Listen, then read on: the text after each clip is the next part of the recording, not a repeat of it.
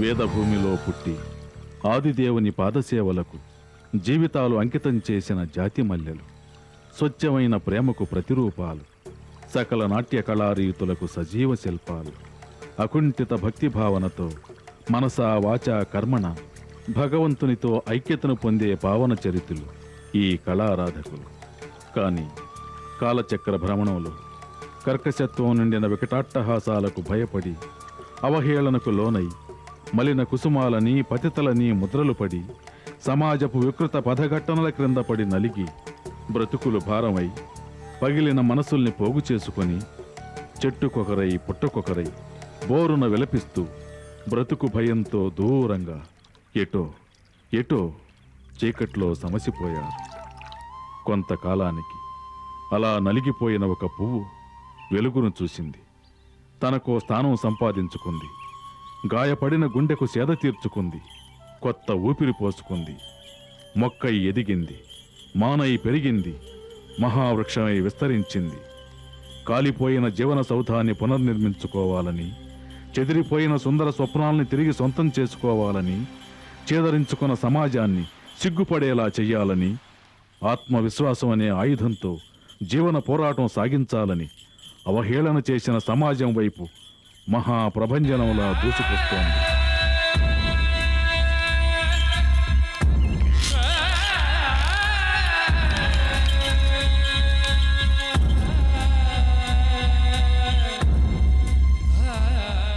ఎవరొచ్చారు పిన్ని? తెలీదే. అమ్మాజీ, ఇల్లు వచ్చేసింది అమ్మాజీ.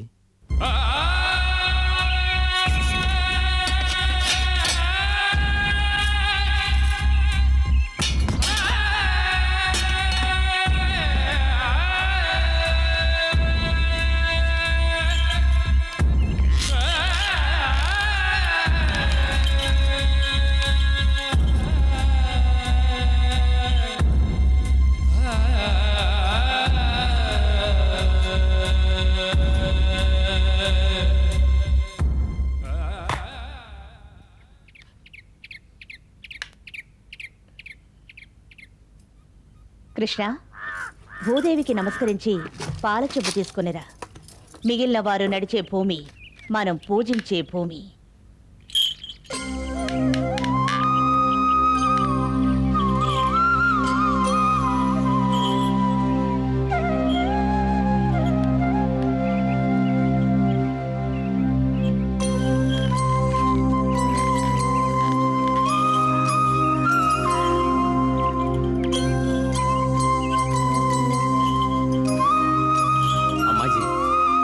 సంవత్సరాల వనవాసాన్ని అజ్ఞాతంగా ఎక్కడో ముగించుకుని తిరిగొచ్చారు.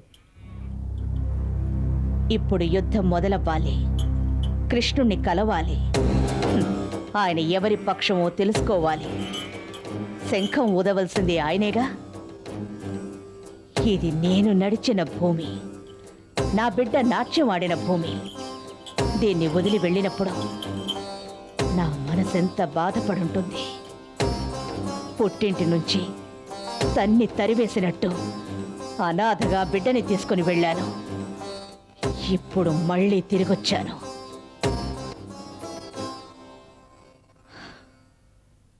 కృష్ణ, గడప మీద ఉన్న బియ్యాన్ని కుడికాలితో ఇంట్లోకి నెట్టి లోపలికి వెళ్ళు.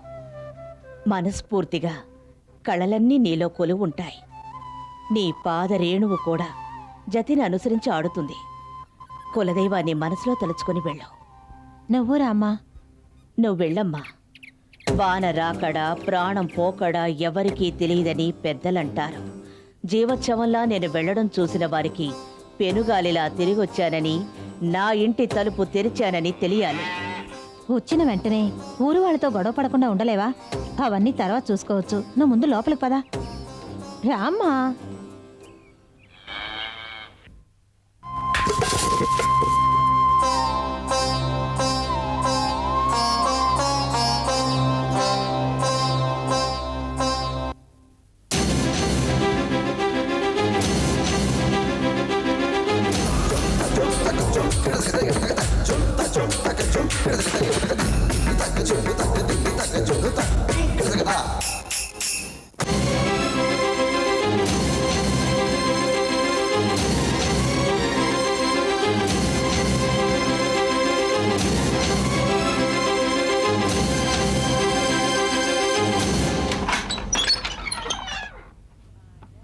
ఆహాహాహాహా. కృష్ణ ఉమ్, మ్మ్. ఆ సామాన్లన్నీ తీసుకెళ్లి ఆ రూమ్ లో పెట్టండి. వెళ్ళండి. చిన్నయ్య, పెట్లన్నీ తీసుకెళ్లి మేడ మీద ఎంత పెట్టండి. సంతోషాన్ని చూసిన ఇల్లు, ఎన్ని సంఘటనల్ని కడుపులో దాచుకున్న ఇల్లు. కాలం మారిపోయింది. వచ్చేసాన్రా.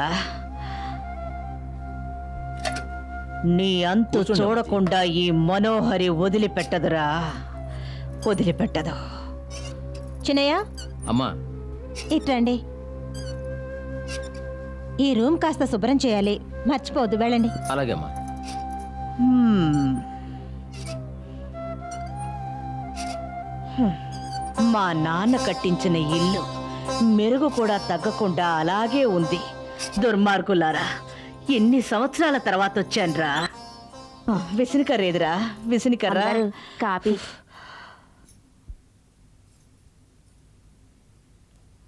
మ్మ్. అమ్మగారు, మీరు వెళ్ళేప్పుడో లేకదొండి ఇచ్చారు కదా, మ్మ్. అది పెరిగి పెద్దదైంది. దాని పాలతో కలిపిన కాపీ అండి. నీకు లేగదూడనిచ్చినట్టుగాని నేను ఓ చిన్నపిల్లని తీసుకెళ్ళాని. అది పెరిగి పెద్దయి అది ఓ బిడ్డని కంది. కాకుంటే నీ దగ్గరున్నది లేగదూడ, నాది బంగారు లేడి. పేరు మీనాక్షి.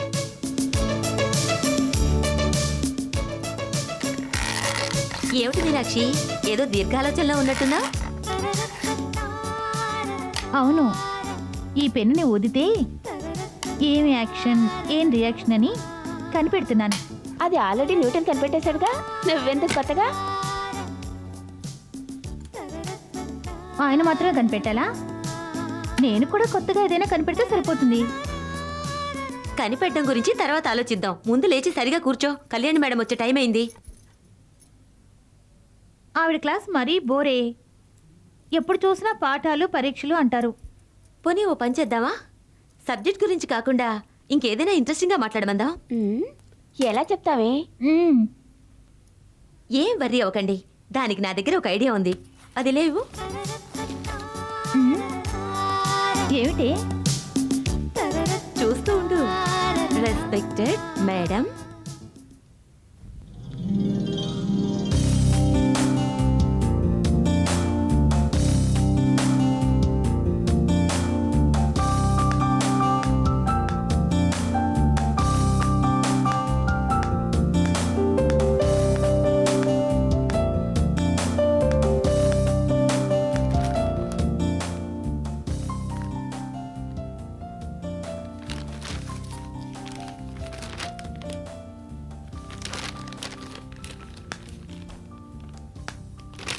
ఇదెవరు రాశారు, ఎందుకు రాశారు అని నేను మిమ్మల్ని అడగను.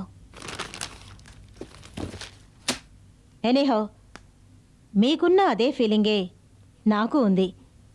సో ఈరోజు మీతో సబ్జెక్ట్ గురించి మాట్లాడినాం. ఇంకేం మాట్లాడదాం? మ్యూజిక్? ఇప్పుడొద్దు. గేమ్స్? దాని గురించి మాట్లాడడం కంటే పార్టిసిపేట్ చేస్తే బాగుంటుంది. పాలిటిక్స్? ఇప్పుడొద్దు, కొద్ది రోజులు పోయాక. ఓకే, మాట్లాడాల్సిన టాపిక్ గురించి నేనే చెప్తాను. మామూలుగా ఒక కుటుంబంలో ఎక్కువ బాధ్యత ఎవరికి? అమ్మకా నాన్నకా? అమ్మకే. ఆవిడ అన్ని బాధ్యతలు వహించడం వల్లే మనం ఇక్కడికొచ్చి ప్రశాంతంగా చదవగలుగుతున్నాం. రైట్. చాలా కరెక్ట్ మేడం. అమ్మ లేకపోతే ఏమీ లేదు. తండ్రితో సహా అందరినీ మనకు పరిచయం చేసేది తల్లే. Okay, good. And you?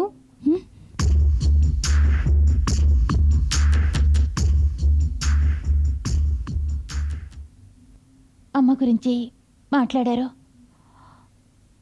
But నాన్న గురించి ఎవరూ మాట్లాడలేదు. రోజు కలిసిమెలిసి జీవిస్తూ ఉండడం వల్ల ఎవరికి ఆ బంధం గొప్పతనం ఏమిటో తెలియలేదు. ఒక బిడ్డకి సమాజం గౌరవం ఇచ్చేది తండ్రి వల్లే. ఎంతో మంది తండ్రి పేరేమిటో తెలియకపోవడంతో సమాజం దృష్టిలో అవమానాలకు గురయ్యారు. ఎవరి విషయం అక్కర్లేదు, నన్నే తీసుకోండి. ఇంతవరకు మా నాన్నెవరో నాకు తెలీదు, ఆయన్నెప్పుడూ చూడలేదు. ఆయన ఉన్నారా లేక చనిపోయారా ఏ విషయమో నాకు తెలీదు. ఆయన గురించి ఎవరైనా నన్ను అడిగితే ఏ సమాధానం చెప్పాలో తెలియక తడబడిపోతాను. ఇటువంటి పరిస్థితి నా విరోధులకు కూడా రాకూడదని నేను ఎప్పుడూ అనుకుంటాను. నా చుట్టూ ఎందరో పిల్లలు తండ్రితో సంతోషంగా గడపడం చూస్తుంటే ఆ సంతోషం నాకు దక్కలేదే అని ఎన్ని రోజులు ఏడ్చానో తెలుసా? నాన్న చూపే ప్రేమ, అనురాగం, ఆప్యాయంగా పాఠాలు నేర్పించడం ఈ విధమైన ఏ సంతోషము నాకు దక్కలేదు. అమ్మ నాన్న కలిసి మనకి కన్నవాళ్ళు అవుతారు.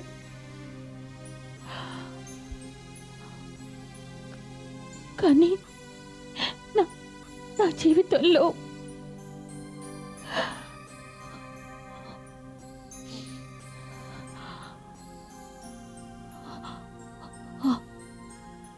మాటకు చోటు లేదు.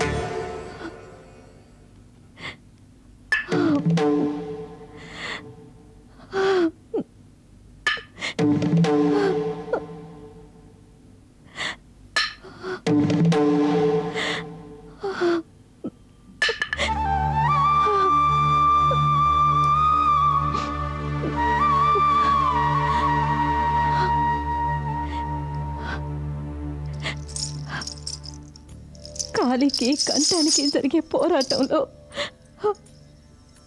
ఫలితం కాలానికి అప్పగించి నేను నిరీక్షించడం నీకు తెలియదా? చెప్పు, ఈ వేదన ఇంకా ఎన్ని రోజులు? ఒక ముగింపు అన్న తెలియదా?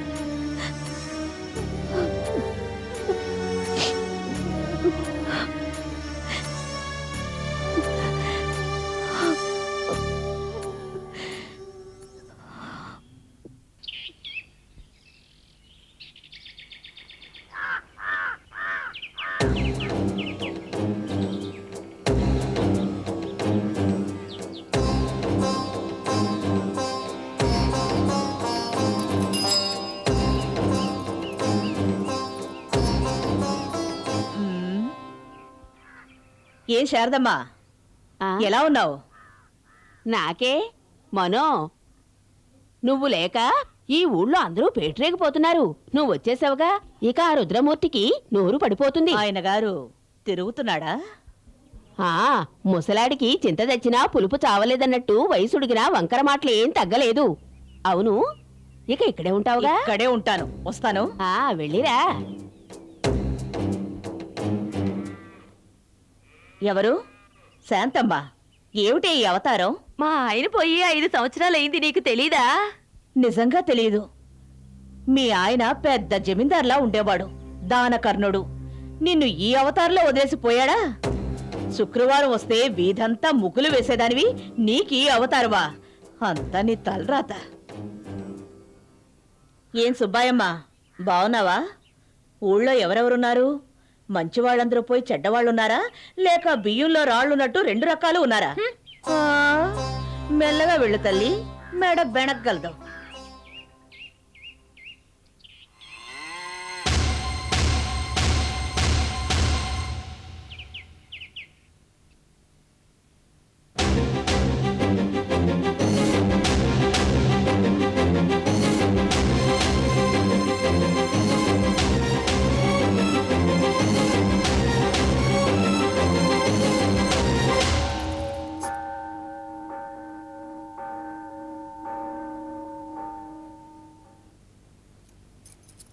மற்றொரு மரியாதை அரங்கன் மலரடித்தாளுத்தவரே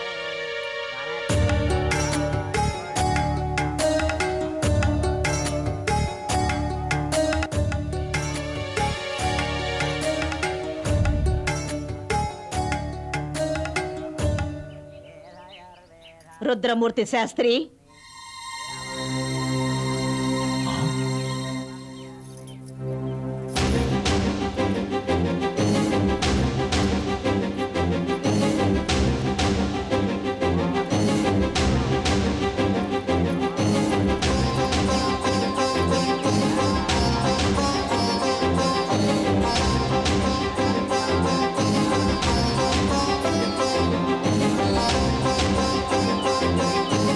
కులాసాగా ఉన్నావా? వనవాసాన్ని ముగించుకొనొచ్చాను.